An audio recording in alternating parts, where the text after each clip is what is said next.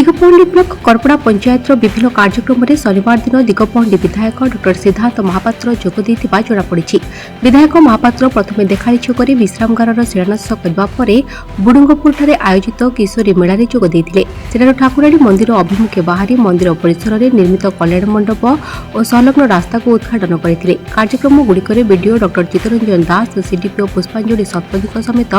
जिला परिषद सभ्या संयुक्ता कवि, करपड़ा सरपंच फरेन्द्र गोस्वामी, जकर सरपंच प्रतिनिधि प्रशांत कुमार प्रधान, गोकर्णपुर सरपंच प्रतिनिधि डी संतोष दोरा, विधायक प्रतिनिधि नलिनी बिश्नोई और समाजसेवी रजत प्रधान प्रमुख उपस्थित थे। पर विधायक महापात्र जकर पंचायत अंतर्गत हाथियाड़ी ग्राम में पहुंची एक जनसभा जोगदे।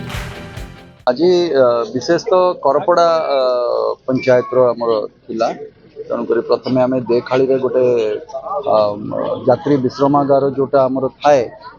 सेटा आमर देखाड़ी छकटा जेहेतु गोटे इम्पोर्टेंट छक और प्रत्येक जगार से जगह गोटे कनेक्टिविटी अच्छी, तो से जगार बहुत आमर माँ माने बापा माने जो कॉलेज जाऊँ स्कूल जाऊँ पिला माने जो बस धरवाई बहुत समय अपेक्षा कर खरा तारे वर्षारे, तो से जगार आज तार गोटे फाउंडेशन स्टोन आज दिया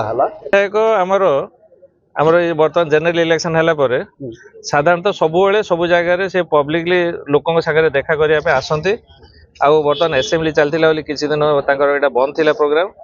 आमर निमंत्रण रक्षा करके आमर पंचायतर प्रत्येक ग्राम को सी आसिकी परिदर्शन कले आ लोकों अभियोग नेले जे कार कौन असुविधा अच्छी सुविधा अच्छी कौ गाँव कौन कम्युनिटी प्रोजेक्ट रे प्रॉब्लम अच्छी से जिनस गुड़ा प्रति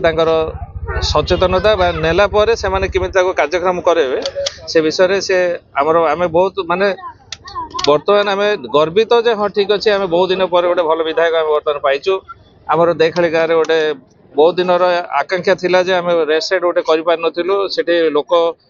छकट होगापी गैदरिंग होती बट आम किसी खरा समस्या थिला एवं गोटे शुभ देती बहुत कम दिन भितर से रेस्ट साइड आदर्श विश्रामागार गोटे करुचु।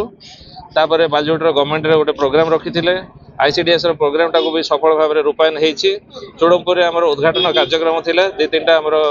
कल्याणी मंडप पेवर रोड सब उद्घाटन होती। Digapahandi G Ravin Kumar report focus plus.